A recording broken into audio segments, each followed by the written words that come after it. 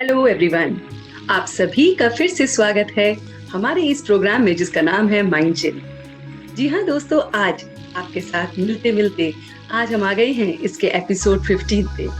और ये आप सभी लोगों का प्यार है जो हम सब मिलकर अपने माइंड पर काम कर रहे हैं। और इसमें हमारा ये जिम हमें बहुत बहुत मदद भी कर रहा है।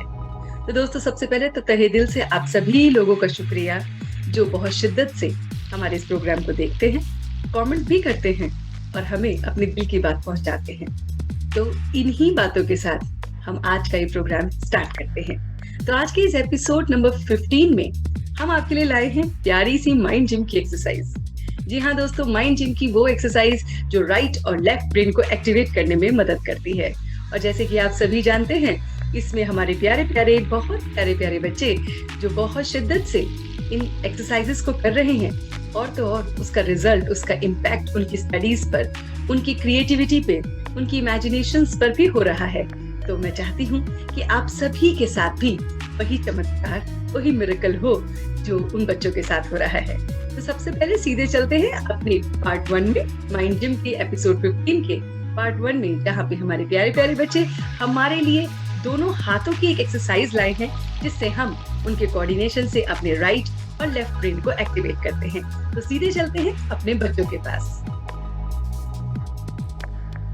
Hello everyone, this is Gauri Jindal and this is my mind gym exercise.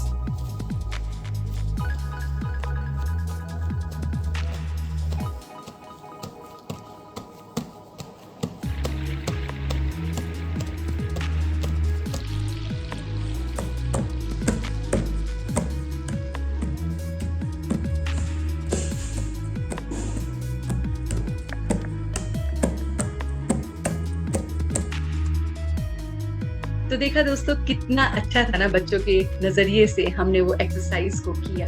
हमने उन मूवमेंट्स को अपने ही हाथों के बल से, अपने हाथों के कंसंट्रेशन से, माइंड के थ्रू हमने उसको सीखा। और इस तरह की एक्सरसाइज करने से, चाहे आप किसी से बातचीत कर रहे हैं, आप खाली बैठे हुए हैं, जब आप इस तरह की एक्टिवेशन करते हैं ना दोस्तों, तो आपका राइट और लेफ्ट ब्रेन एक्टिवेट हो जाता है। और अब तक तो हम 15 एपिसोड तक पहुंच गए हैं, तो आप सभी जानते हैं कि किस तरह से हमारा ब्रेन एक्टिवेशन बहुत बहुत हमारे लिए हेल्पफुल होता है। तो चलते हैं जी अपने नेक्स्ट पार्ट पे, जो है हमारी एंशिएंट योगिक प्रैक्टिसेस। जी हाँ दोस्तों, आज हम आपके लिए लाए हैं एंशिएंट योगिक प्रैक्टिसेस में वो चीजें जो हम अपने आप से रूबरू होते हैं, लेकिन आज बहुत अच्छी तरह से उन्हें जान पाएंगे। जी हाँ दोस्तों, वो बातें हैं प्राणा की, प्राणा और अपाना। तो क्या है ये प्राण वायु जिसे हम कहते हैं, अपान वायु, समान वायु। ऐसे ही ये जो हमारे अंदर के जो लेवल्स हैं, उसका माइंड के साथ सीधा कनेक्शन है। जी हाँ दोस्तों, प्राण जो है वो हमारी एडेड होती है ब्रेथ के साथ। जैसे कि हम जानते हैं कि ब्रेथ में जब प्राण एडेड हो जाती है, कॉस्मिक लाइफ एडेड हो जाती है, तो इंसान जीवित होता है। और ये भी कहा गया है कि जब इंसान का शरीर छूटता है, तो जब आत्मा उसमें से निकलती है, तो सबसे पहले जो चीज हमारे कंट्रोल से बाहर निकली जाती है वो है हमारी स्पीच। उसके बाद जो हमारी चीज हमसे दूर निकल जाती है वो हमारी साइट, हमारी देखने की शक्ति, हमारे बोलने की शक्ति सबसे पहले निकलती है, फिर देखने की शक्ति निकलती है, उसके साथ साथ सुनने की शक्ति निकल जाती है, और उसके साथ साथ माइंड की अवेयरनेस निकल जाती है, और उसके बाद हमारे प्राण निकलते हैं। तो इस प्राण के बारे में आज हम अपने माइंड जिम में आपसे रूबरू कर रहे हैं। और ये एंशिएंट योगिक प्रैक्टिसेस है कि हमें पता होना चाहिए कि हमारा प्राण वायु हमारे पूरे शरीर में रहता कहाँ है, इसका क्या इम्पैक्ट होता है और इससे कैसे माइंड जुड़ा हुआ है। जी हाँ दोस्तों, प्राण वायु जो है, अगर आप देखिए अपने बॉडी में, आपको कहीं ना कहीं गूगल पे भी सर्च करेंगे तो आपको उसके बहुत अच्छे अच्छे इमेजेस भी दिखाई देंगे। जो प्राण वायु है, ये पहले तो हमें देखना है कि प्राण के 5 बेसिक जो फंक्शंस है वो क्या है। प्राण फिजिकल एक्टिविटीज में हमारी हेल्प करता है, प्राण मेंटल एक्टिविटीज में हेल्प करता है, प्राण हमारे इंटेलेक्चुअल एक्टिविटीज में हेल्प करता है, साइकोलॉजिकल एक्टिविटीज में, फिजियोलॉजिकल एक्टिविटीज में और स्पिरिचुअल एक्टिविटीज में हमारी हेल्प करता है। ये जो प्राण वायु है, ये हमें फिजिकली, साइकोलॉजिकली, फिजियोलॉजिकली बहुत बहुत हेल्प करती है। तो ये जो प्राणा है हमारे, जिसे हम प्राण कहते हैं, ये हमारे जो प्राण है वो रहते कहाँ पे हैं। तो इसको समझने के लिए जो हमारा ये शरीर है, स्थूल शरीर है, इसमें इसका लोकेटेड पोर्शन है थॉरिक रीजन से लेकर डायफ्राम तक। जी हाँ दोस्तों, थॉरिक रीजन से लेकर डायफ्राम वाले एरिया में हमारे प्राण का निवास होता है और यही हमारी साइट और हमारे स्पीच को भी कंट्रोल करता है। तो हमारे सेंस ऑर्गन्स का कंट्रोल भी इसके हाथों में होता है। ये जो प्राण है, यही हमारी ब्रीदिंग का भी कंट्रोल इसके थ्रू होता है। प्राण वायु जो है बहुत बहुत इम्पोर्टेंट है और प्राणा को अपने अंदर महसूस करना, प्राणा को एक बार देखना कि कहाँ पर इसका सर्कुलेशन है, ये भी माइंड से बहुत बहुत जरूरी है और माइंड से रिलेटेड है। और तो और जो प्राणायाम है वो प्राणा से ही बना है, प्राणायाम। तो प्राणायाम जो है, वो जो एक्सरसाइजेस हैं ब्रीथिंग की, वो हमारे प्राण वायु को एक्टिवेट करने में मदद करती है, क्योंकि प्राण वायु का थॉरिक और डायफ्राम से कनेक्शन होता है। और आपने देखा है कि प्राणायाम की एक्सरसाइजेस में हम ब्रीथिंग को कहाँ तक लेके जाते हैं, अपने हृदय चक्र तक लेके जाते हैं और उसको महसूस करते हैं। तो ब्रेथ की वो एक्सरसाइजेस हमें बहुत बहुत इफेक्टिव होती है। तो ये है प्राणा। अब प्राणा के साथ साथ हमारा जो चैनल है, वो जो जुड़ा हुआ है, वो है माइंड का चैनल जुड़ा हुआ, वो है हार्ट का चैनल जुड़ा हुआ, वो है ब्रेन का चैनल जुड़ा हुआ। जी हाँ दोस्तों, हमारे इस प्राण से हमारा दिल, हमारा दिमाग, हमारा इंटेलेक्ट, वो सब जुड़ा हुआ है। तो अगर हम दिल से कुछ करना चाहते हैं, इंटेलेक्ट से कुछ करना चाहते हैं, सोच लीजिए हमारा कौन सा वायु बहुत बहुत स्ट्रॉन्ग होना चाहिए। जी हाँ दोस्तों, वो है हमारा प्राण वायु। आपको एक और वायु से मिलवाते हैं जो है अपाना। जी हाँ दोस्तों, अपाना जो है वो हमारा मूलाधार और जो विशुद्धि चक्र है।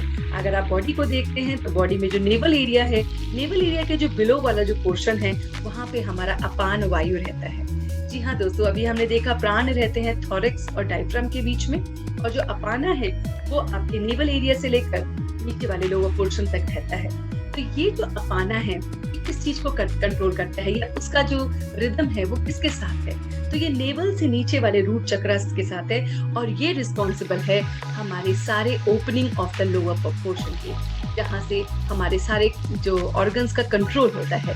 तो ये कंट्रोल करता है एक्सक्रीटरी ऑर्गन्स को और हमारे रिप्रोडक्टरी ऑर्गन्स को। और देख लीजिए कि हम कभी ना कभी इन ऑर्गन्स के साथ कितने कनेक्टेड होते हैं। तो अगर हमें पहले से ही पता है कि हमारे अपान वायु जो है वो यहाँ स्थित होती है, ये हमारे एक्सक्रीटरी पोर्शन को बल देता है, एनर्जी देता है, एनर्जाइज करता है, रिप्रोडक्टिव पोर्शन को स्ट्रॉन्ग बनाता है, तो ये कितना ज्यादा इम्पोर्टेंट है। तो ये हमारे कंट्रोल करता है, इवन सेक्सुअल इंस्टिंक्ट्स को भी कंट्रोल करता है। आप देखिए ये हमारा जो अपान वायु है वो कितना कितना हमारे हाथों में है। हम इस पे अगर कंट्रोल करना चाहते हैं, उसको देखना चाहते हैं, महसूस करना चाहते हैं, तो उसके लिए सिर्फ और सिर्फ कंसंट्रेशन की एक्सरसाइज चाहिए, जो हमारे माइंड के थ्रू से कनेक्ट होती है। तो आज हमने आपके साथ शेयर किया प्राणा और अपाना को। तो प्राणा जो प्राणायाम से हमें पूरा का पूरा उसका लेवल को इंक्रीज करता है, उससे मददगार होता है, और अपाना जो नेवल एरिया की बिलो वाला पोर्शन है, उसमें हमें मदद करता है एक्सक्रीटरी ऑर्गन में, रिप्रोडक्टिव ऑर्गन में।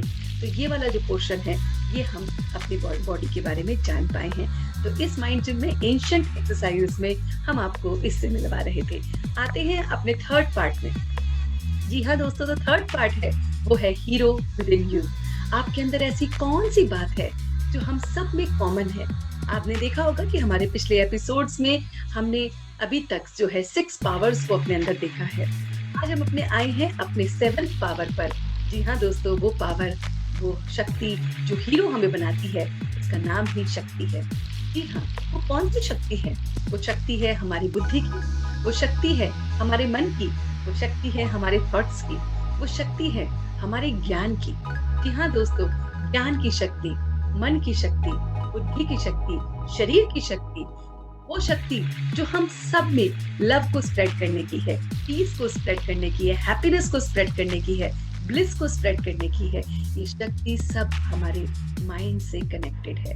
जी हाँ दोस्तों, सोच लीजिए कि समझ लीजिए कि मेरे अंदर ही वो हीरो है।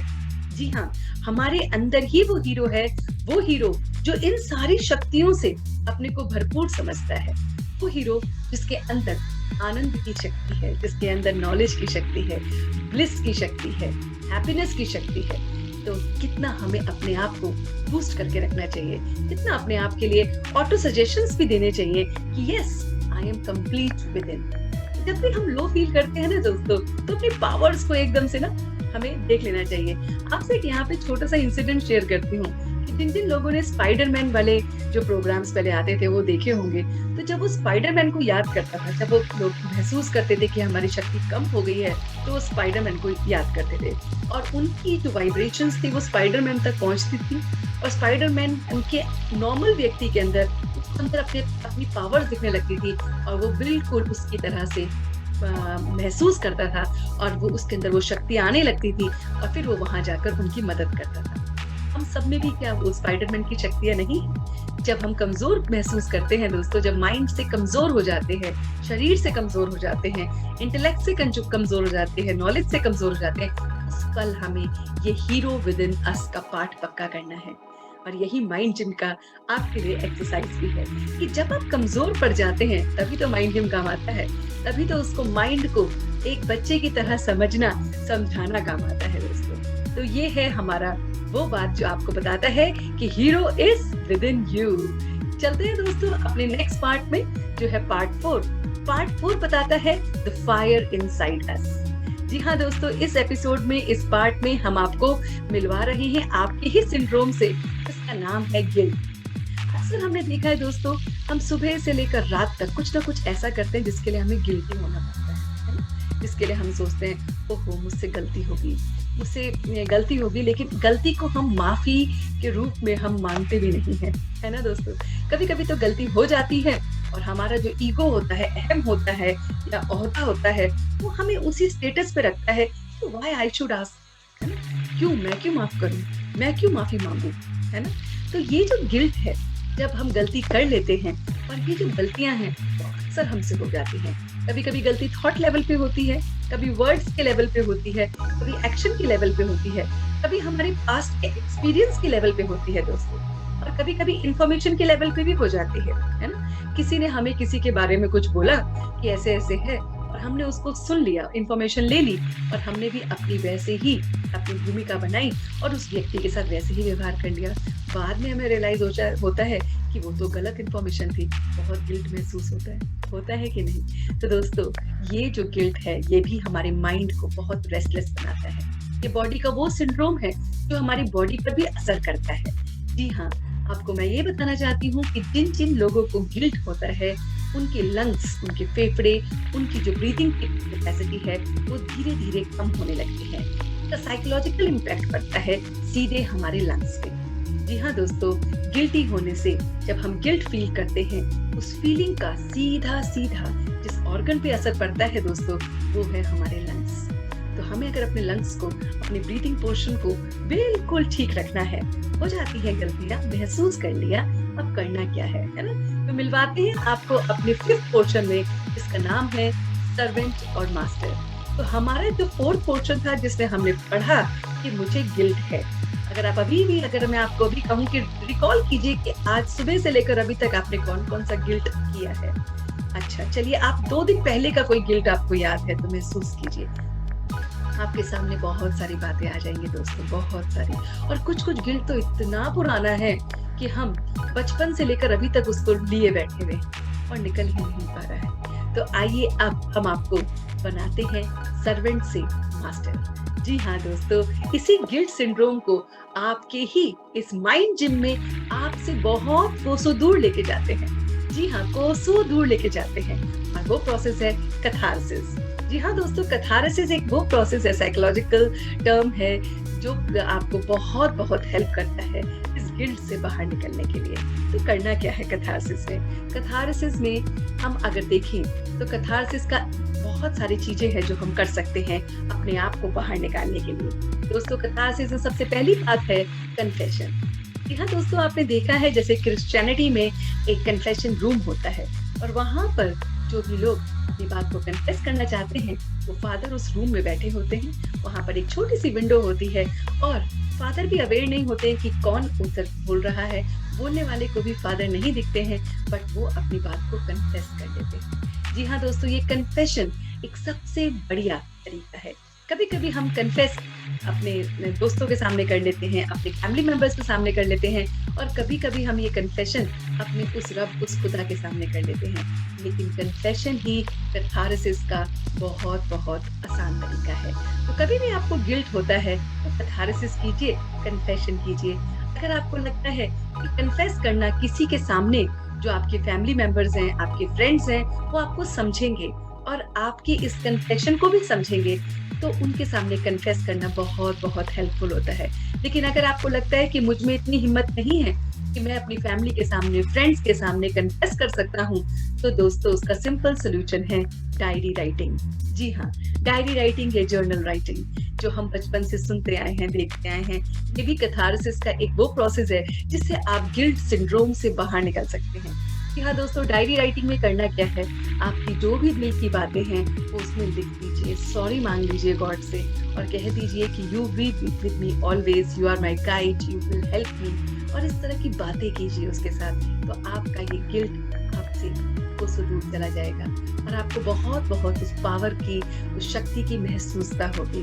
अदरवाइज दोस्तों एक और प्रोसेस है जिसे हम कहते हैं, जैसे डोनेशन हम करते हैं, है ना? हम अपने बर्थडेज पे, अपनी एनिवर्सरीज पे या किसी भी स्पेशल डे पे हम जाके डोनेट करते हैं चीजें। आपने देखा डोनेशन क्यों करते हैं, डोनेट क्यों करते हैं? उसका एक बहुत साइकोलॉजिकल रीजन है। जब हम किसी को कुछ देते हैं, डोनेट करते हैं, हम ये कहते हैं कि आज मेरा जन्मदिन है और इसके उपलक्ष्य में मैं ये चीज दे रहा हूँ। तो हमें एक चीज का एहसास होता है कि मेरे जो भी बुरे कर्म हैं वो इस तरह के इस नापतोल से सुधर जा रहे हैं और ठीक हो रहे हैं, और वो होते भी हैं दोस्तों। ताकि जब हम मदद करते हैं किसी की और किसी की तरह से किसी भी फॉर्म में हम किसी को मददगार बनते हैं, तो वो चीज हमारे लिए बहुत हेल्पफुल होती है।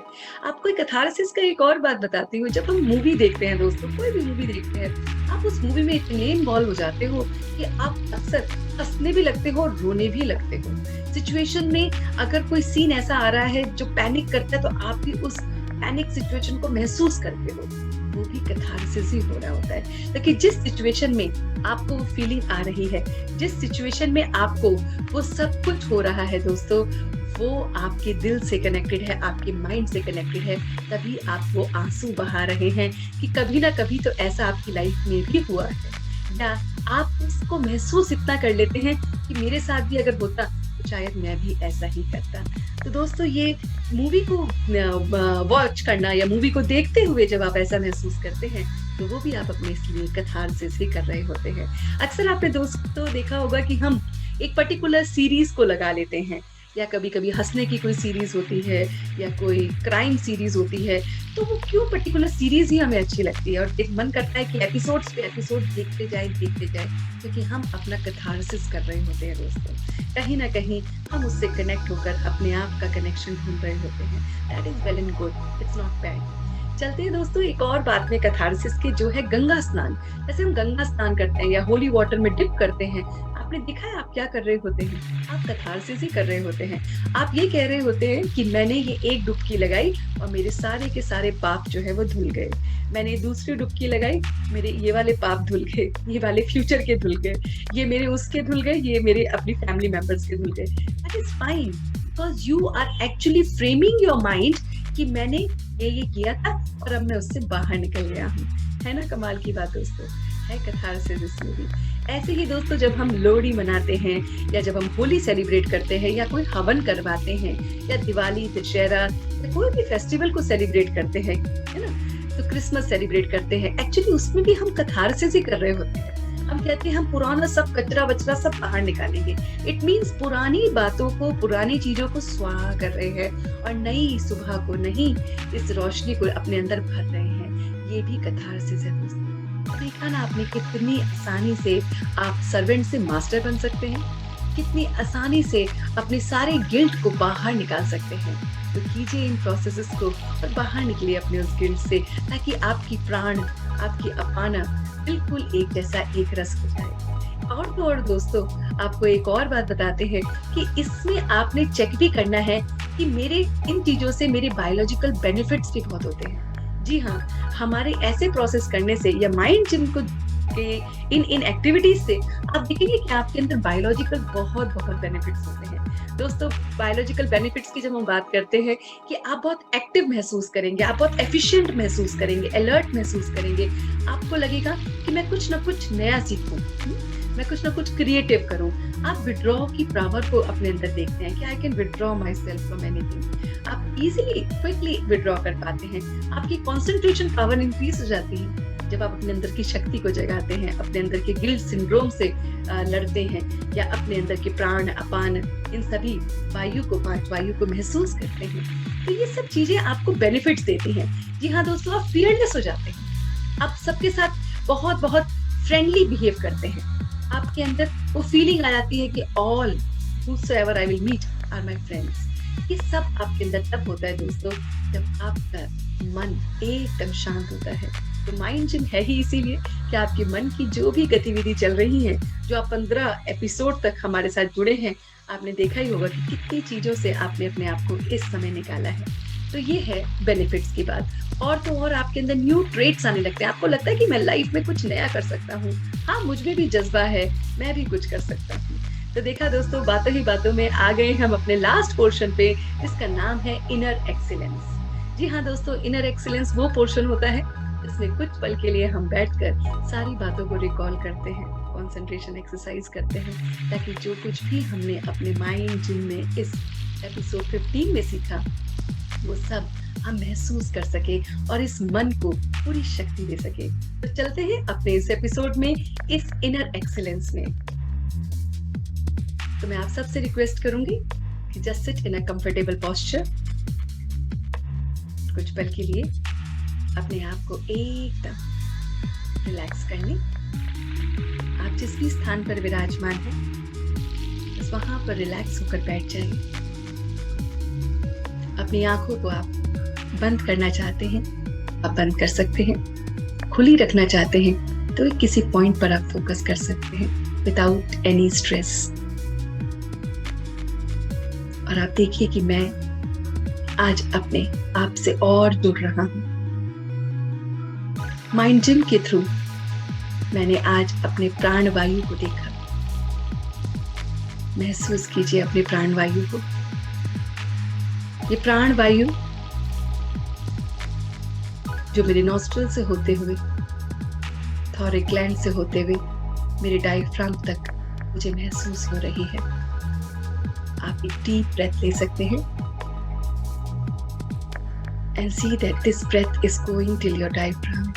ये मेरे प्राण वायु है। इसी से मेरे प्राण, मेरा मन, मेरा इंटेलेक्ट, मेरा ब्रेन, मेरा हार्ट सब कनेक्टेड है। एक बार और ब्रेथ लीजिए और देखिए इसकी महसूसता को। Try to take the breath one more time. Take a deep breath in and see where it's flowing। और देखिए ये कैसे प्राण वायु मेरे डायफ्राम एरिया तक जा रहा है और कैसे मेरे मन को, मेरी बुद्धि को, मेरे हृदय को कंट्रोल कर रहा है। मैं अपने प्राणा से कनेक्टेड हूँ। मैं अपने अपाना वायु से भी कनेक्टेड हूँ। अपान वायु जो मेरे नेवल पोर्शन पे, आपके नाभि के पोर्शन से लेकर आपकी विशुद्धि चक्र और मूलाधार चक्र से रिलेटेड है। यह अपना कार्य करे जा रहा है। प्राणा, अपाना कितने शांतिपूर्वक ढंग से कार्य कर रहा है। आज मैंने इसे जाना है, गहराई से समझा है, अपना बनाया है। इसको जानकर, इसको महसूस करके अपाना को मेरा एक्सक्रीटरी ऑर्गन और भी स्ट्रॉन्ग हो रहा है। मेरा रिप्रोडक्टरी ऑर्गन बहुत बहुत स्ट्रॉन्ग हो रहा है और मैं वो महसूस कर पा रहा हूँ। इसके साथ साथ मैं अपने अंदर की पावर को देख रहा हूँ। वो शक्ति जो मेरे मन की शक्ति है, मेरे इंटेलेक्ट की शक्ति है, मेरे नॉलेज की शक्ति है, मेरी बॉडी की शक्ति है। वो शक्ति जो मुझे पीसफुल बना रही है, हैप्पी बना रही है, ब्लिसफुल बना रही है, उसको मैं देख रहा हूँ। मैं अपनी सारी शक्तियों को अपने अंदर महसूस कर रहा हूँ। और जब भी मैं कमजोर फील करता हूँ, मैं अपनी शक्तियों को रियलाइज करता हूँ और फिर से मैं ताकतवर बन जाता हूँ और अपने अंदर की इस क्रिएटिविटी को देखता हूँ, बेनिफिट्स को देखता हूँ कि मेरे मन की शक्ति से, इस माइंड जिम से मेरा मन ताकतवर बन रहा है, मन दुरुस्त हो रहा है तो तन तंदुरुस्त बन रहा है। मैं अपने मन की शक्ति को बढ़ा रहा हूँ। मैं अपने गिल्ट सिंड्रोम पर कार्य कर रहा हूँ। मैं अपने लंग्स को बहुत बहुत ताकतवर बना रहा हूँ। अपनी ब्रीथिंग प्रक्रिया को बहुत बहुत स्ट्रॉन्ग बना रहा हूँ। अपने लंग्स को, अपनी ब्रेथ को मैं देख पा रहा हूँ और उसके लिए मैं कैथार्सिस कर रहा हूँ, अपनी बात को कन्फेस कर रहा हूँ, डायरी राइटिंग कर रहा हूँ, अपने आप से बात कर रहा हूँ, इंट्रोस्पेक्शन कर रहा हूँ और अपने इस गिल्ट को अपने से कोसों दूर भेज रहा हूँ और हल्केपन को महसूस कर रहा हूँ, बहुत बहुत लाइट महसूस कर रहा हूँ। मन की शक्ति और भी ज्यादा बढ़ गई है और इसी शक्ति से मैं बहुत बहुत शक्तिशाली महसूस कर रहा हूँ। और on a count of 3, I am back to myself. 1, 2 and 3. और आप एकदम वापस आ गए हैं। तो देखा दोस्तों, कितना आसान है अपने मन को शक्तिशाली बनाना, कितना आसान है अपने गिल्ट से बात करना, कितना आसान है अपने पावर्स को देखना। तो आपका बहुत बहुत शुक्रिया कि आपने इस पूरे एपिसोड को समझा, दिल से इसको अमल किया और इन बातों को अपनी लाइफ में इनकलकेट करेंगे। Thank you so much for watching till the end. See you next time with our next episode. Till then, take care. Thank you.